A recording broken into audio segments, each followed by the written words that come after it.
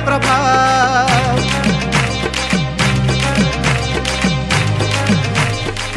ये हमारे समाज में आवाज कम उठेगी,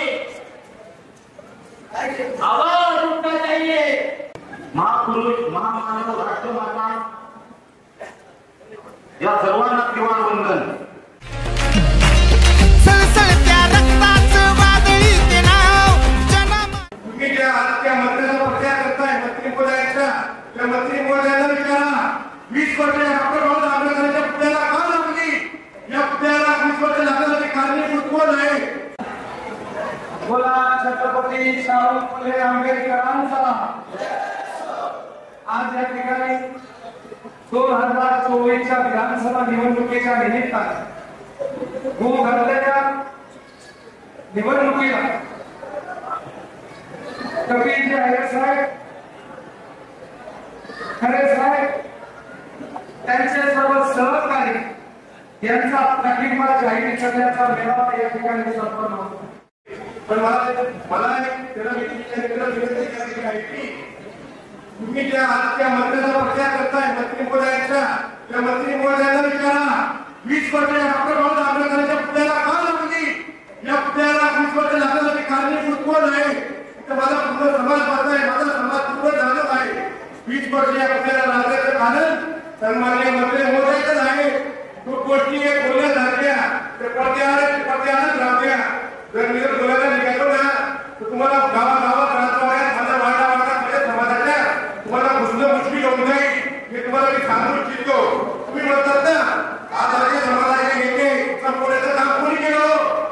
आपल्या समाजाचे मोठे मोठे नेते कोणी संपवले? हा माझा प्रश्न तुम्हाला विचारतो, मी माझ्या समाजाला विचारतो। माझ्या गाव समाजाला आपल्या समाजाचा दबाव होता, तो दबाव कमी करण्याचं काम मंत्री महोदयांनी केलेले काम कोणी सांगू इच्छितो सगळ्या समाजासमोर। तुम्ही म्हणता काय तुम्ही हे केलं, तुम्ही ते केलं, अहो राजे मी काय काय केलं आम्हाला सगळं माहिती आहे। डॉक्टर बाबासाहेब आंबेडकरांचं जे वाक्याला पडलेले छत्रीजवळ, त्या वाक्याला डॉक्टर बाबासाहेब आंबेडकर नाव न राहावं त्याला विरोध देखील तुमच्या मंत्री महोदयाचा आहे। तुम्ही तुमच्या मंत्री महोदयाला विचारा, आम्ही कोणाच्या बाबत बोलत नाही काय। तुम्ही त्या नेत्या स्वतःची हलकी करायला वाटण्यासाठी तुम्ही त्या नेत्याच्या पत्त्यात करताय, त्या समाजाची दिशाभूल करताय ना, तर हे बंद करा, हे करू नका, हे तुम्ही मला सांगायला विनंती आहे। आजपर्यंत जे काही आपल्या समाजाला मिळालेलं त्याला मिळालेलं आहे, हे गोष्ट आपण मागूनच मिळालेली आहे। आजचा पहिला इतिहास आहे तो आपल्या माझ्याचा। हे बघा ही वर्षाच्या वेळेची जाहीरनामावरचे नाम आहे, जे माझ्या समाजाचं स्वप्न होतं मालेगाव शहरात मोठं महाबोधी सारखं बुद्धविहार स्थापन करणं, त्याच्या जाहीरनाम्यात येतात। हा आमचा वाटा आहे। ही नको आम्हाला कोणाची, ही नको आम्हाला कोणाची, आता स्वाभिमानी वाटा माझ्या समाजाचं मोठं म्हणून जाण्याला पण हवं। माझ्या समाजाची इच्छा आहे बरोबर विद्यार्थी काही लोक आहेत ते तेवढं समाजाचा खर्च करू शकत नाही। आम्ही काकाला सांगितलं काका आपल्या समाजाची छोटे छोटे अपेक्षा आहे, असं काही नाहीये। काकाने त्या गोष्टीला असं काही पाठिंबा दिला तर मी बोलायला गोष्टीचं काकाला सांगितलं, काकाने लगेच त्या शब्दाला प्रोत्साहन दिला, हे बा आमचा वाटा आम्ही ते घेऊन आलेलो आहे। तुमचा जाहीरनामा दाखवा, माझ्या समाजाला तुम्ही काय दिला राहा, तुमचा जाहीरनामा समाजाला दाखवा। तुम्ही दोघांकडून फिरताय गावागाव राजवाड्यात प्रत्येक गावागावात खेड्यात आमचा साहित्य मुद्दा माहिती दिला, साहित्य जे कधी दिलं, साहित्य मुद्दा होणार आपलं समुद्र पुढे कधी दिलं। अहो राजे तुमचा त्या वेळ झाला असता त्या पुढ्याला तुमच्या मंत्री महोदयांनी विरोध केला आहे। आजपर्यंत जे काही घडलंय ना मंत्री महोदयाच्या कार्यक्रमाने घडलेलं आहे, त्या एवढा विलंब लागण्याचं कारण मंत्री महोदय आहेत। प्रत्येक गोष्ट आपण काय विचार करतो, आम्ही मागितलं मालेगाव शहरात छत्रपती शिवाजी महाराजांचा प्रवेश झाला मोतीबाग या ठिकाणी कोणी मागणी केली हो, ती लोकांनी हातावर केली, मला ते सांगा ना। महात्मा फुलेंचं कमान झाली, प्रवेश झाला, किती लोकांनी मागणी केली, किती लोकांनी आंदोलन केले? का दरवेळेस आपल्याला मागावं लागतं, का वेळेस आपल्याला आंदोलन करावं लागतात, का बरं ठीक मागायची? आपण आपल्या स्वाभिमानाने निवडून देऊ आणि आपल्या हक्काच्या बंधुकापासून जे पाहिजे ते मिळून जाऊ आपल्या समाजासाठी। ही माझं आहे बंधू लोकांची, ही नीतिमत्ता आहे बंधू लोकांची। ते राजकारण करत नाही का बघतात काका काका ज्याची आमचा सगळ्यात मोठा प्रोजेक्ट आहे समाजाकडे मालेगाव शहरात सगळ्यात मोठं बुद्धविहार, महाबोधी बुद्धविहार, विपश्यना शिबिर, प्रत्येक जाती निवासस्थान हा वाटा आम्ही मिळवून घेतला।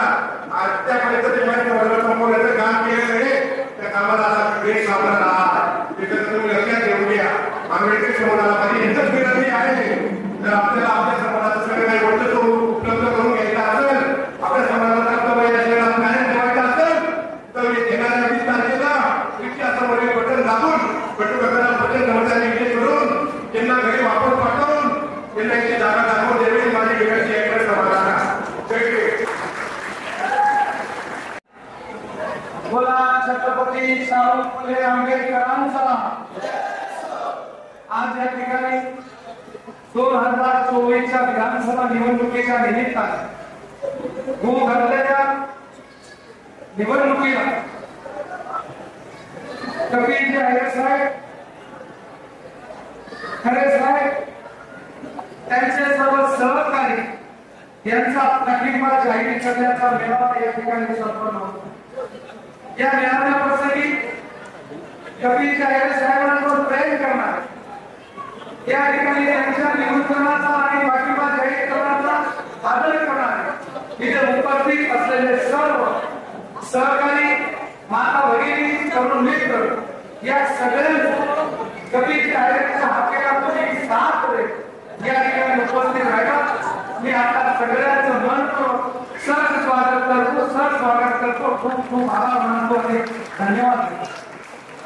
कपिल भाऊ, हे दादा, हे बाबा, कपिल भाऊ, अतिशय योग्य वेळेला योग्य निर्णय तुम्ही घेतला, त्याबद्दल मी तुमचे मनपूर्वक खूप खूप आभार मानतो. तुमच्या सगळ्या समन्वयाचे, साथीदारांचे सुद्धा आभार.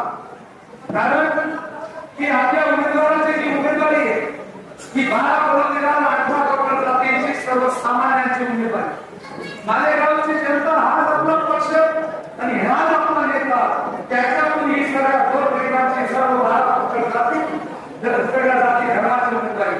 आणि आजच्या या तुमच्या निर्णयामध्ये राहुलजी, आजच्या तुमच्या या निर्णयामुळे खरे साहेब तुमच्या या सगळ्या मायबहिणींच्या तुमच्या निर्णयामुळे या उमेदवारीवर खऱ्या अर्थाने विजयाचा शिक्कामोर्तब झाला असं म्हटलं जातं. काही लोकांना एवढी गर्दी, एवढा हात लावायला, पैसे देऊन लोक आणायला लागतात. माझ्या कपिल दादाच्या हाकेवर एवढा जनसमुदाय या ठिकाणी मी माझ्या कपिल दादाची गेल्या अनेक वर्षापासून जी सेवा केली, गोरगरिबाची नाव जोडली, त्या नाव जोडणीचं बक्षीस आहे आणि त्याचं प्रतीक आहे असं म्हटलं तर बरोबर करणार. त्याचबरोबर अनेक गोष्टींचा विषय या ठिकाणी झाला. वेळेचा भान ठेवत जास्त विषय न घेतला. बंधू काकांनी आजपर्यंत कुठलंही काम स्वार्थ म्हणून केलं. हे बाबा, बंधू काकांनी परिवाराने कुठलंही स्वार्थ घेऊन काम केलं. लक्षात तुला बसवलं, आम्ही कुठली निवडणूक पाहून बसवला. आज रक्तामध्ये आपल्याला हवा लागतो. 2002 मध्ये 3 मध्ये डॉक्टर बाबासाहेब आंबेडकरांचा रत्नात्मक उभाच मार्ग बसवला. त्याच्यामध्ये कोणाचं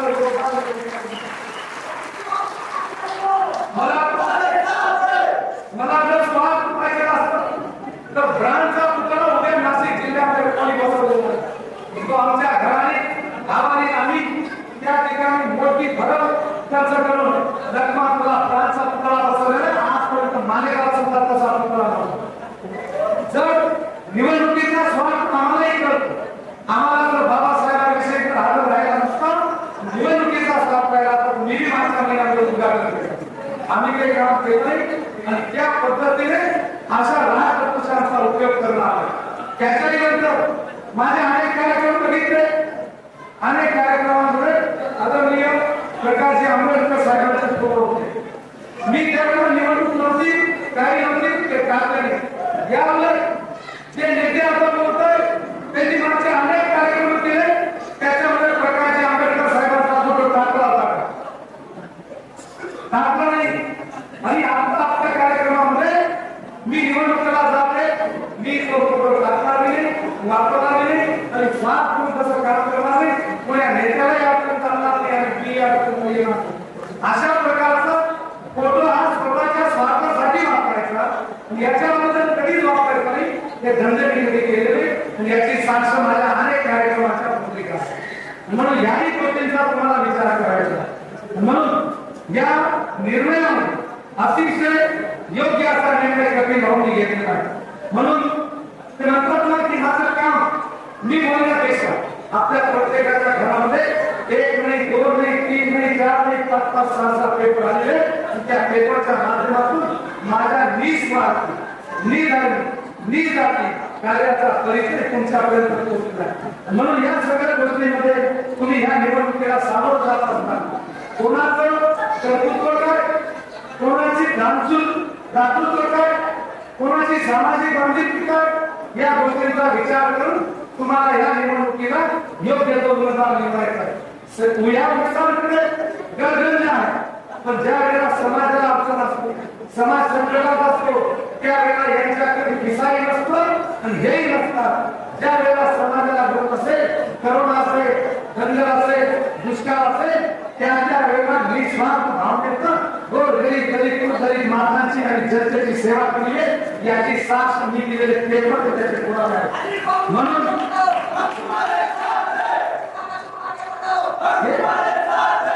हे दोन्ही जर बघितले तर दोन्ही घेणार आहे. एसटीच्या जागेवर एनटी, एनटीच्या जागेवर एसटी, एसटीच्या जागेवर ओबीसी, कोणी कोणाला याने करायचं. अशा पद्धतीच्या या 1% जिथे गेलं तिथे हात मारा, अशा प्रकारचं कामकाज आहे ते दोन्ही घेणार आहे. हे निवडून येण्याचा अर्थ गरिबांविषयी आपुलकी राखतो, सहानुभूती राखतो आणि निवडून गेल्यानंतर गरिबांचा कसा किस्सा काढायचा असे लोकांना काय करतात.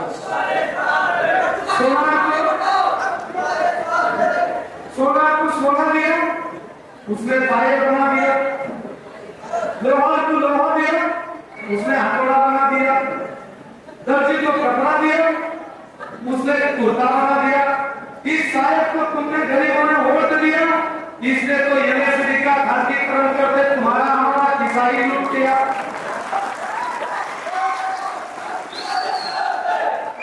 जो ये बिल तुम्हारा 200-300 रुपये है, ये बिल आता 700 दर महिन्याला 500-400 रुपयाचं नुकसान तुमचे. जर 500 रुपयाचं नुकसान म्हटलं तर 12 महिन्याला 6,000चं नुकसान आहे. 5 वर्षामध्ये माझ्या गरीब मायबापाचं 30,000चं नुकसान झालं. 30,000मध्ये एखाद्या गरीबाच्या लेकीचा साखरपुडा लावतो, एखादं शुभ कार्य एखाद्याला वसवती टाका गेली असते. अशा प्रकारची तुम्ही लूट या गरीबांची एमएससीच्या माध्यमातून केली. कामाचा बोलवा कोणतंही काम यशस्वी नाही, टिकावी नाही आणि त्याचा जनतेला फायदा येईल. याही गोष्टींचा तुम्हाला विचार करण्याचा आहे.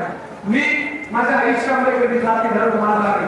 ते म्हणतात ना की रोहिदासा संगे कर्मरंगे कबीराचे शैली सदन कसाया समाज तुला के जनी संगे शैली से प्रभू रामचंद्र शबरी मातेचे मुस्ती बोलत सागे. त्यांनी केलेले तर तुम्ही आम्ही कोण करा. तुम्ही गेल्या अनेक वर्षापासून काही दलित माय असतील, काही लेखी असतील, काही आदिवासी असतील, यांना दत्तक घेत त्यांचे मुळातल्या सगळ्या जबाबदाऱ्या पार करत माझी समता आणि ऐक्यता परिचय दिलेला आहे. म्हणून वेळेचं भान ठेव, जास्तीचं न बोलता मी एकच सांगेन, कतलियात बार-बार साथ में बदल लेते हैं, कतलियात बार-बार साथ में बदल लेते हैं. कुछ लोग पुण्य की आड़ में बड़े-बड़े पाप भी छुपा लेते हैं और कुछ लोग मतलब के लिए अपना नेता, पक्ष और बाप भी बार-बार बदल लेते हैं.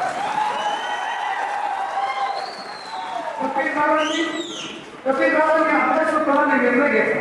मार्केट कमिटीच्या इतिहासामध्ये कधी अस्तित्व निर्णय झाला नाही, त्याला कधी कोणी प्राधान्य दिले नाही.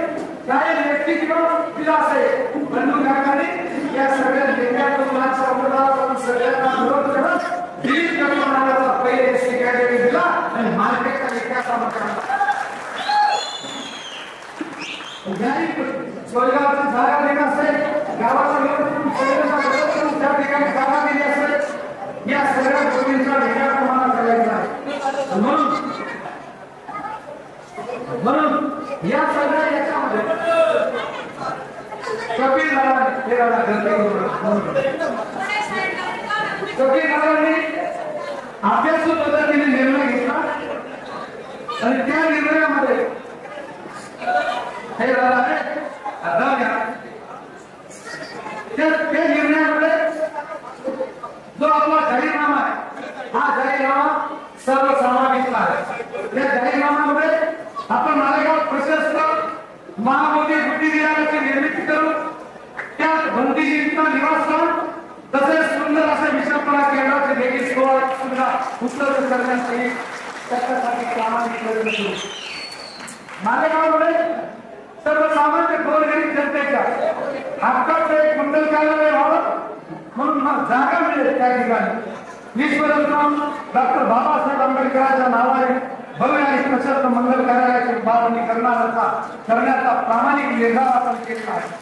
म्हणून असे अनेक सर्वसामान्य सर्वांना एकत्र घेऊन चालणारा असा जाहीरनामा आपण या ठिकाणी प्रकाशित केलेला आहे आणि हे जाणताना आम्हाला खूप आनंद होतो.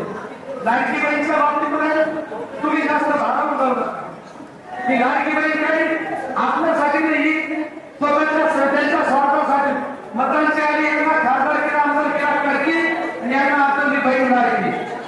आणि म्हणून पण मागच्या काही राज्यांमध्ये गेल्या वर्षात अनेक वर्षापासून लागू आहे की स्वार्थासाठी आता लागू केलेले हिच्यावर तुम्ही भार उडवू नका. अनेक गोष्टी वेळेचं भान ठेव. मी जास्तीचं न बोलता तुम्ही या ठिकाणी स्पर्धा परीक्षेच्या आयोजनाच्या बाबतीमध्ये कवितावांनी सांगितलं गरीब पोरं पुणे गेले पाहिजे म्हणून स्पर्धा परीक्षांचं मार्गदर्शन शिबिर आपण आयोजित केलं. या वर्षी अमृत महोत्सवमध्ये 75,000 जागा भरती होती. गरिबांचे पोरं तिथे भरती झाली पाहिजे स्पर्धा परीक्षेचं आयोजन केलं. त्याचा परिणाम असा झाला की पहिल्यांदाच मालेगाव तालुक्यामध्ये 55 पोलीस पास झाले. ही आपल्या भारताच्या स्पर्धा परीक्षांची सगळ्यांना घेऊन चालणारा पक्ष आणि सगळे आपले भारत आपण सगळे एकत्रित या मालेगावच्या विकासाचा छंद बांधू आणि तुमच्या सगळ्या आशीर्वादाने येणाऱ्या 23 ते 20 तारखेला आपलं पवित्र मतदान आपल्या भागात तालुक्याला 18 पकड जातीच्या सर्वसामान्य उमेदवार बंडू काका पक्षावर हे सगळे उमेदवार आहेत. कपिल दादा उमेदवार आहेत, खरे साहेब उमेदवार आहेत, सगळा मंच आणि तुम्ही उमेदवार आहात असं समजून रिक्षा या निशाण्यावर आपल्या पवित्र मताचा शिक्का मारा आणि आपली सेवा करण्याची संधी द्या एवढीच विनंती करतो. इथे सांगतो धन्यवाद. जय हिंद, जय महाराष्ट्र, जय भीम, जय महाराष्ट्र. जन्मलेले सर्व संत महापुरुष महामानव राष्ट्रमाता या सर्वांना त्रिवार वंदन व मंचावर उपस्थित सर्व मान्यवर आणि या मालेगाव विधानसभा 115 क्षेत्रात अपक्ष म्हणून उमेदवारी करणारे सर्वांचे लाडके आदरणीय बंडू काका बच्चाव व मंचका समोर उपस्थित माझा सर्व युवा वर्ग, सर्व ज्येष्ठ श्रेष्ठ माझ्या माता भगिनी यांना सर्वांना माझा मानाचा क्रांतिकारी जय शिवराय.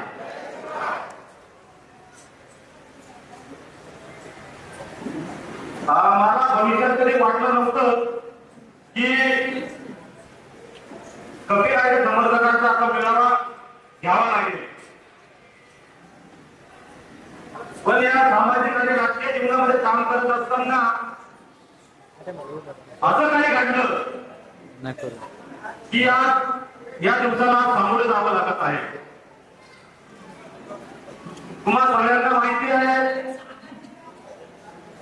सध्या नेते आदरणीय बाळासाहेब आंबेडकर यांनी 4 वर्ष आधी 4.5 वर्ष आधी आपल्याकडे जिल्हाध्यक्ष पदाची जबाबदारी दिली होती आणि ती जबाबदारी यशस्वीरित्या स्वाभिमानीरित्या आजपर्यंत ही चळवळ आपण खांद्यावर घेऊन ती पार पाडली.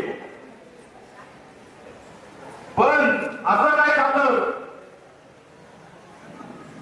की पक्षश्रेष्ठीने या 2018 पासून सक्रिय वंचित बहुजन आघाडीसाठी जे काम केले याचा कुठल्याही प्रकारे विचार न घेता कुठल्याही प्रकारे शहर विचार न करता एवढ्या प्रामाणिक कामाची त्यांनी आपल्याला पदमुक्त करून अशी पावती दिली.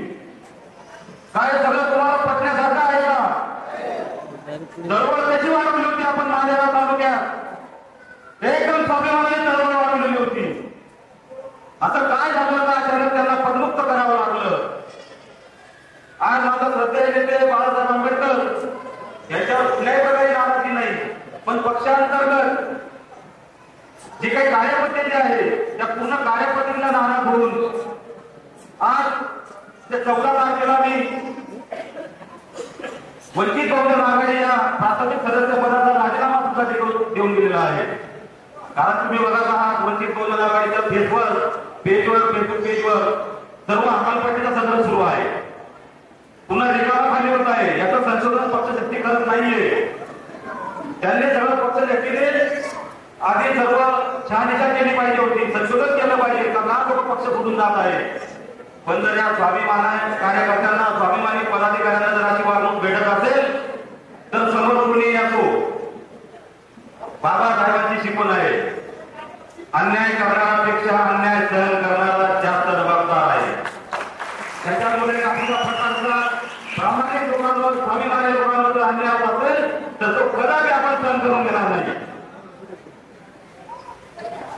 पक्षांतर्गत खूप काही घडामोडी झाल्या, पद मुक्त झालं, बाकी कमिट्या जिथे ठेवल्या त्या कमिट्यांनाही कुठल्या प्रकारे विश्वासात घेतला गेलेला नाही. आज त्या सगळ्या कमिट्यांनी रस्त्याचं पाणी करून तळागाळात, ग्रामीण भागात, शहरी भागात वंचित बहुजन आघाडीचं झाड लावलं, शाखा दिल्या, सभासद नोंदणी केली, आंदोलन केले, जिंदाबाद मुर्दाबाद बनण्यासाठी सगळा माझा प्रामाणिक वर्ग सोबत होता.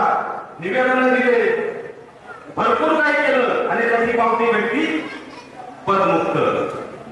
हे पण आहे इलेक्शनच्या वेळेस. त्याच्यामुळे मला ही भूमिका घ्यावी लागली आणि काल मी पक्षातून बाहेर पडलो. पक्षातून बाहेर पडताना खूप साहसने पडलो, कारण शेवटी बंड हा अन्याय विरुद्धचा होता. कारण जर स्वाभिमानी लोकांवर, कारण जी टीम तयार केली होती सगळी स्वाभिमानाने, बिचारे रिक्षा चालवतात, छोटं ऑफिस आहे, छोटा मोठा व्यवसाय करतात, शेती करतात, असे स्वाभिमानी लोक सोडून हे सगळं संघटन तयार केलेलं होतं. हे सगळं करत असताना जर असं झालं, पक्षावरून माझं मन उडालं. त्याच्यामुळे आज ही भूमिका घेतलेली आहे. अशी भूमिका घेतल्यानंतर भरपूर लोकांनी गळ लावण्याचा प्रयत्न केला पक्षाला. याने मॅनेज केले घेऊन, याने बसाडे घेऊन, याने समजाडे घेऊन, काय वापर असे सांगा. जर पैसा कमवायचा राहिला असता, प्रॉपर्टी कमवायची राहिली असती तर कोट्यावधीचा माल कधीच चालू असतो. पण आपल्याला या मालेगाव तालुक्यामध्ये स्वाभिमानी चळवळ लागू ठेवायची आहे. म्हणून कुठल्याही प्रकारे आम्हीच नाही, कुठल्याही प्रकारे कोणाच्या अनुभवाला बळी न पडता आज मी या निर्णयापर्यंत पोहोचलेलो आहे. जेव्हा मी पक्षातून बाहेर पडलो तेव्हा माझ्याकडे भरपूर विषय होते, भरपूर पर्याय होते. पण सगळ्या पर्यायामध्ये असे काही पर्याय समोर आले. तुम्ही बघत आहात आताच्या निवडणुकीमध्ये उद्धव बाळासाहेब ठाकरे पक्षाकडून आदरणीय अद्वै आम्हाला इथे उभे आहेत, पण त्यांचे कामगारांनी कार्यपद्धती पाहिली. आजही अद्वै आम्हाला तापा सोडायला तयार नाही. अरे बाहेरला लोक तेच कळत नाही, गाडी मागून नाही राहिलं. बाहेरला लोक तरी कळायला पाहिजे, गाडी मागून नाही राहिलं म्हणजे बाकी नाही का लोकांनी फिरायला. काही कार्यपद्धती आपल्याला आवडलेली नाही, भरपूर काही असं काही मान्य नाही, त्याच्यात वैचारिक दृष्टिकोन नाही, सामाजिक बांधिलकी नाही, दुसऱ्या उमेदवारांची गोष्ट घेण्याचं लढत सन्माननीय राज्याचे बांधकाम मंत्री, जिल्ह्याचे पालकमंत्री सन्माननीय दादासाहेब भुसे कार्यपद्धती पाहिली. इथून आधी आम्ही दादासाहेबांसाठी भरपूर मेहनत केली होती. आविष्कार भाऊ आमचे लहानपणाचे संबंध भरपूर मेहनत त्यांच्यासाठी केली. या सगळ्या करत असताना विकास हा 20 वर्षात केला नाही, कुठेतरी वाढलं का आता विकास करण्याची वेळ आहे, तो विकास 1-3 वर्षात केलेला दिसतोय. सांगावा एवढ्या वर्ष विकास का केला नाही यांनी. आपले काही समाज बांधव म्हणतात का पुतळा उभारा, साहेबांना उपकार होईल द्या, पुतळा उभारा साहेबांना उपकार होईल द्या. आता याचे कोण सांगेल का त्या 20 वर्षाला पुतळाला जिंकवून फुले समाजाने आतापर्यंत निवडी दिला, कोणी पुन्हा रोखला नाही करे. उलट बाबासाहेबांचे मानणारा वर्ग छे, ज्याचे विचारधारा मानायचे त्यांना जीववर तुम्ही आजपर्यंत सत्ता होती. सगळं करत असताना 20 वर्ष झाले, विकासाचं विजन जे असलं पाहिजे होतं ते झालं नाही. माझे सर्व मित्र जे आहेत, मी वर्तमान शिक्षण संस्थेमध्ये शिक्षण घेतलेलं आहे. आज रोजगारासाठी सगळे कोणी पुण्याला आहे, कोणी नाशिकला आहे, कोणी मुंबईला आहे. रोजगार नाही इथे, उच्च शिक्षणासाठी सोय सुद्धा नाही. रोजगार तर नाही ते, पण शिक्षण घ्यायचं तर मुंबई पुण्याचे काम करावं लागते, ते सुद्धा या तालुक्यात झालेलं नाही. जे शिक्षित झाले, जे शिकले, नोकरीसाठी गेले आणि जे माझे बांधव युवक उरले त्यांच्या हातामध्ये चॉपर गन देण्यात आल्या. हे योग्य आहे का? योग्य आहे का हे चॉपर आणि गन? इथून आली होती का गुन्हेगारी? मग या गुन्हेगारीला प्रोत्साहन कोण देत आहे?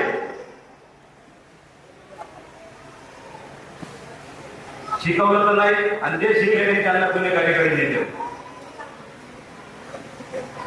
मला एक प्रश्न आहे, मालेगाव शहरात चांगले कॉन्ट्रॅक्टर कोण आहे? सांगा बरं, आपल्या ओळखीतले योग कॉन्ट्रॅक्टर कोण आहे तर त्याला कॉन्ट्रॅक्ट भेटते सगळे कामाची? आहे कोणत्या नजरेमध्ये कोणी नाही. त्यांच्या कॉन्ट्रॅक्टरचे ठीक दिसते, त्यांना टेंडर भेटतात, वेळ आली तर दुसऱ्या टेंडर सुद्धा टाकू देत नाही. अशी सगळी पद्धती. आपल्याला समाजासाठी होतं, अपेक्षित होतं. आज मालेगाव शहरात आपल्या नेत्यांचा, सगळ्या समाज बांधवांचा, बहुजन बांधवांचा खूप उपयोग झाला. आज खंत व्यक्त करतो की मालेगाव शहरामध्ये सातार समाज मंगल कार्यालय आहे, जुनार समाज मंगल कार्यालय आहे, धोबी समाज मंगल कार्यालय आहे, माळी समाज मंगल कार्यालय आहे. आपल्या समाजाचं आहे का मंगल कार्यालय? यांनी का करून घेतलं नाही? जे आपल्या नेत्यांनी आजपर्यंत निवडून आणलं, यांनी हा विषय का मांडला नाही? हा सगळा विचार करण्याचा भाग आहे. मालेगावमध्ये शिक्षित वर्ग, मुलं शिकता पण आहे. मालेगावमध्ये त्यांना एमपीएससी, यूपीएससी या सगळ्या शिक्षणासाठी अभ्यासिका, त्यांना गाईडलाईन सगळं काही सुरू केलं पाहिजे होतं. त्याची थोडक्यात ही तयारी काकांनी केली होती, पण इतरांकडून अपेक्षा होती. शिक्षणाला प्रोत्साहित करणारी कुठलीही गोष्ट आजपर्यंत झालेली नाही. फक्त झालं दारवा पांढऱ्या मटण खाऊ घातलं, याच्यावर काहीही झालेलं नाही. मालेगाव जिल्हा निर्मितीचा जो विषय होता, कुठे काय झाला तो विषय? झालं ना 20 वर्ष का अजेंड्यामध्ये तो विषय नाही मालेगाव जिल्हा निर्मितीचा? कुठे गेला तो विषय? मोठे मोठे शब्द दिले होते मालेगाव जिल्हा निर्मितीचे, का झाला नाही जिल्हा?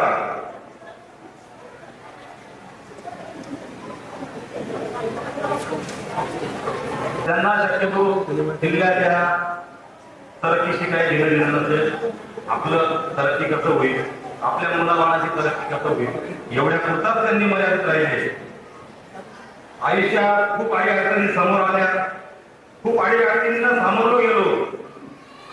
माझ्यासारख्या आणि माझ्या इतर मित्रांच्या प्रामाणिक आणि स्वाभिमानी कार्यकर्त्यांना, मित्रांना गुंडागर्दीचा सामना करावा लागला. अहो, आम्हाला काही नाही पाहिजे, आम्ही कशाचे लोभी नाही, आम्हाला शांती पाहिजे, ती सुद्धा हे लोक देऊ शकत नाही.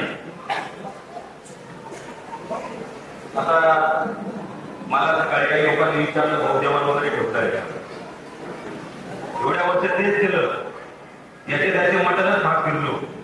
त्याचे दारवात ते फिरलो. आता तेच करायचं का? अरे म्हटलं खायपेक्षा तुम्ही समाजाचं काम करून घ्या ना. बहुजन समाजाला कुठे शिक्षित करा ना. त्याच्यासाठी म्हटलं भागतीचा त्याच्यासाठी मी जेवण ठेवलेलं नाही. जेवण आपण ठेवू नाही शकत का? अरे साधारण म्हणतात, साधारण व्यक्ती, साधारण माणूस 60 रुपये किलो मटण खातो.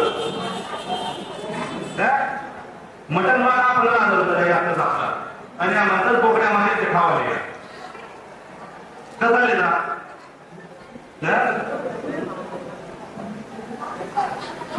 त्याच्यानंतर हे सगळं करत असताना काल एक पोस्ट व्हायरल केली. एकदम कमी वेळेमध्ये माझे सर्व समर्थक इथपर्यंत पोहोचले.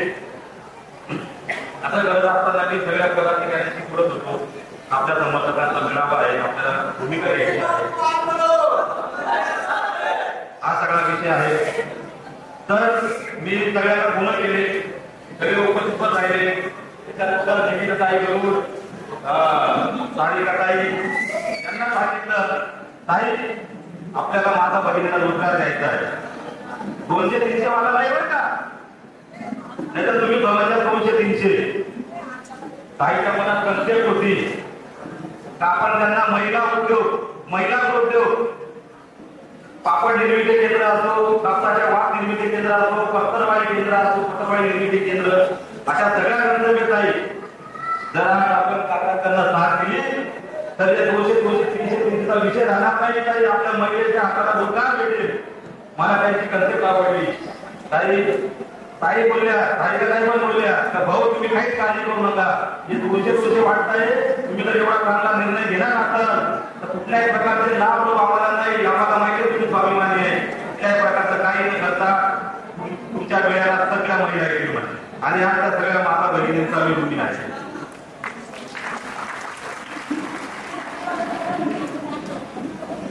सगळं असताना इथपर्यंत पोहोचलो. माझ्या घरच्यांना काळजी झाली का भाऊ तू घरना एकूण जायची ज्या तुम्ही त्रास देतील, तुझे टाकतील, धमकाडतील. ही गोष्ट त्यांना आधी सांगितली होती जेव्हा वंचितची सुद्धा सांभाळली होती. अरे किती दावा देऊ द्या, किती धमक्या देऊ द्या, काही करू द्या, काही केलं तरी माझ्यावर फरक पडणार नाही. वाचलो तर तुमचा, नाही तर या समाजाचा घर सांगून आलो आहे.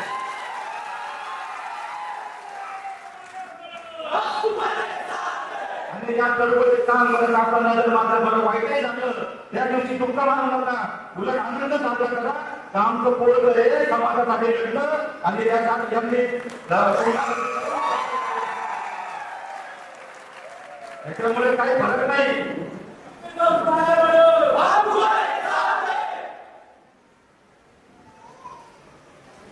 आता तर खूप मोठी ताकद तयार झालेली आहे. आदरणीय बंधू आम्हा पाठीशी आहेत. आधी माझ्याकडे बंधू भाऊ होते, आता 2 झाले.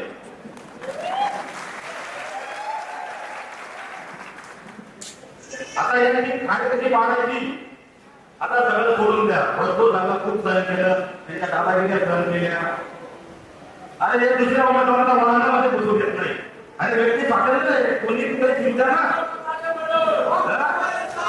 उमेदवार हा दुसऱ्या उमेदवाराच्या घरी जाऊन मत मागू शकतो का भाऊ माझे मत दे, तुला वहिनी माझे मत द्या.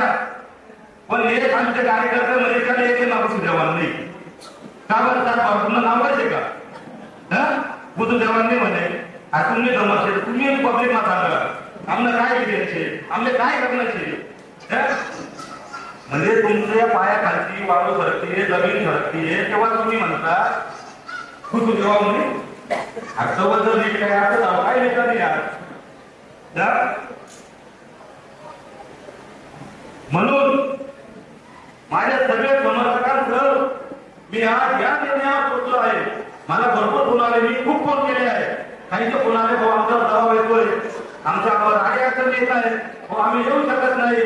त्यांना सगळ्यांना सांगितलं जे आले त्यांच्या सोबत आणि जे नाही आले त्यांच्या शिवाय. ही जी फौज आहे ही निष्ठावंतांची आहे. एक निष्ठावंत 1000 कार्यकर्त्यांच्या बरोबर असतो. हे सगळ्यांनी लक्षात घ्या. तोट्या थांबण्याची इथं गर्दी नाही. सगळे स्वाभिमानी लोक इथे जमलेले आहेत.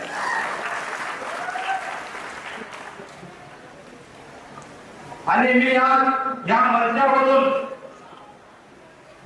अशी घोषणा करतो की मी कपिल रमेश आहे आणि त्याचा सर्व मित्र परिवार, सगळे समर्थक, आमचे लोकप्रिय उमेदवार, अपक्ष उमेदवार आदरणीय पंडू काका बच्चार यांना जाहीर पाठिंबा देतो.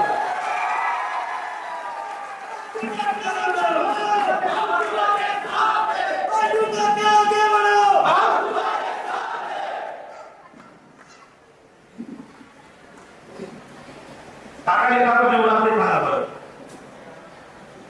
कोणी मध्ये पटेल काकाने पैसा दिला असतील.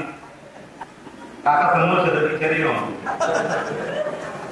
माझ्याकडे 20-30 लाख लागावं लागतं. राहण्यात आठ होतं. स्वाभिमानी समाज दावणीला भावना नाही कोणाच्या. समाजाचे काम करून घ्यायचे आपल्याला. यापर्यंत झालं गेला तो काय तुम्हाला अपेक्षा बाहेर बसू असे आम्ही तुम्ही आम्हाला अपेक्षा बाहेर बसाल.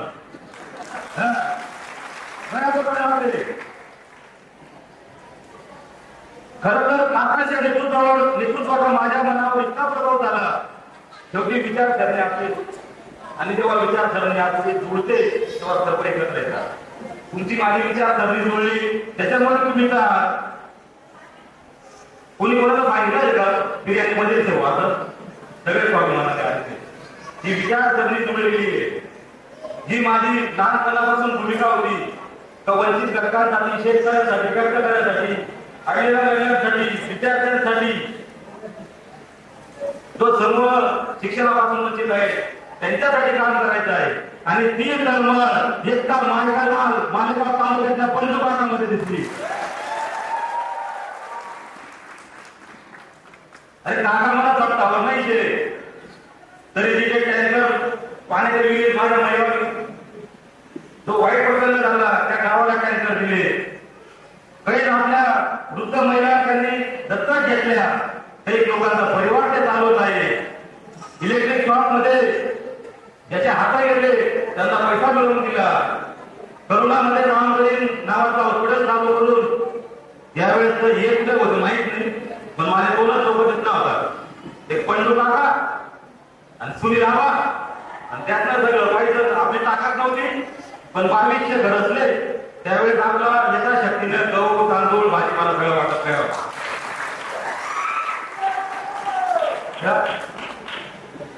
ज्या कुठे होतात तोवर. अरे हे सगळं सत्ताधाऱ्यांचं काम नसतं. त्यांनी करून घेतलं पाहिजे. हे आम्हाला करण्याची वेळ आली. काका त्यांचे असे जे वंचितांसाठी लढतात, आदिवासी बांधवांसाठी लढतात, गोरगरिबांसाठी लढतात त्यांची तळमळ मी पाहिली.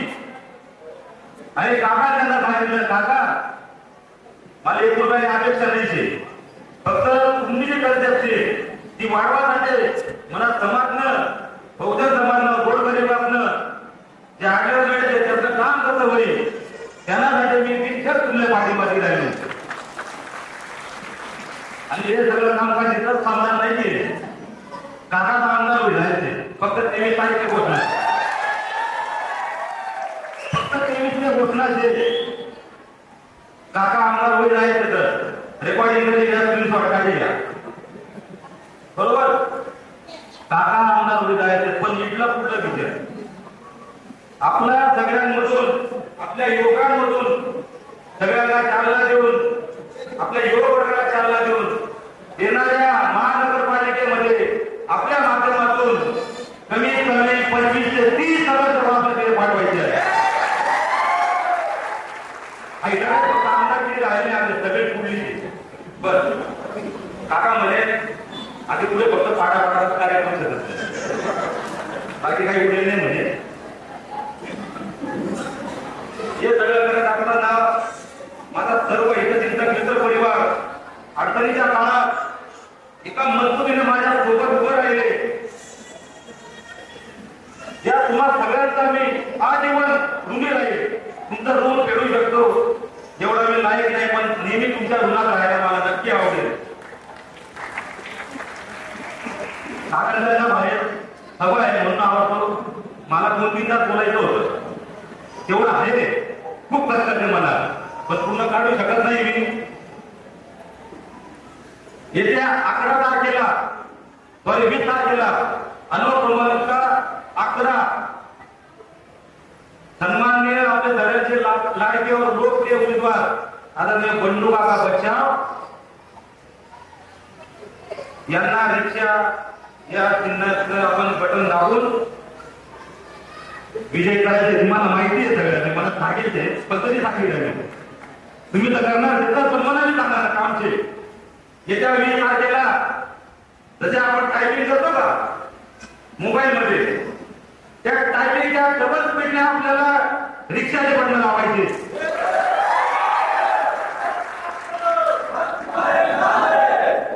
त्या दिवस जरा लोक बांधतात सुट्टा सगळा येतील. काय म्हणतील तात्या अशी बाय रिक्षा उभी आहे बरं का, आपण सांगणार आम्हाला त्या रिक्षावर लक्ष देतो, तो काही काळजी करू नको. त्या रिक्षाला बसवलं भले टाकण्या रिक्षा लाव, पैसा दिलास पैसा द्या, उलट म्हणाल काय हो एवढाच का त्यावर कडकी लागली का असं म्हणाल त्यातले. त्या रिक्षा मावशीच पोलिंगवर लावायला डायरेक्ट रिक्षाला बटन लावायला, कारण त्या बटन आपलं राजकीय भवितव्य, आपला पुढं वाढवलं शिक्षण, आपला मालेगावला विकास सगळं त्या बटन मासे आणि त्या रिक्षाला बसाडीचं. आणि तीच रिक्षा आपले विधानसभा काकांना रुग्णी पाठवण्याची.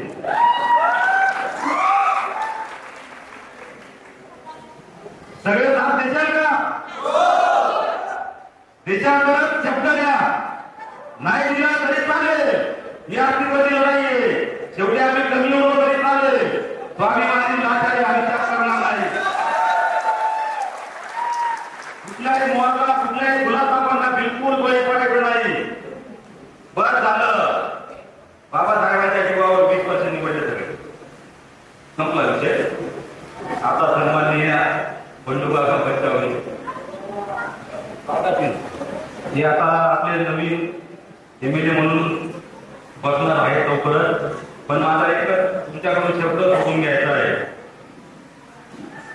येणाऱ्या 20 तारखेला तुम्ही कोणतं बटन दाबणार?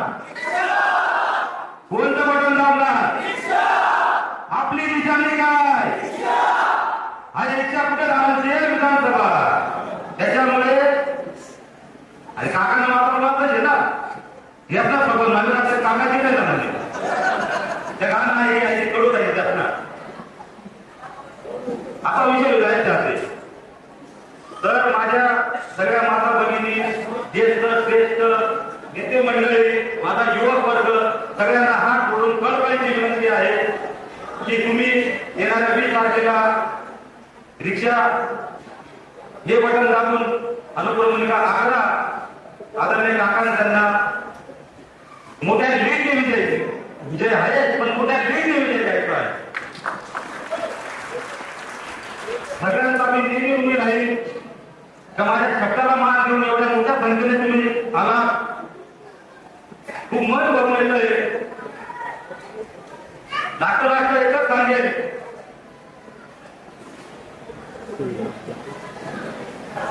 कोई आवाज देता है तो हाथ बढ़ा देता हूं, कोई आवाज देता है तो हाथ बढ़ा देता हूं, कोई हाथ देता है तो सीने से लगा लेता हूं. पुढची भूमिका ही बुलंद लोक फायर फॅक्टर आदरणीय बंडू काका हे तुम्हाला मार्गदर्शन करतील. एवढं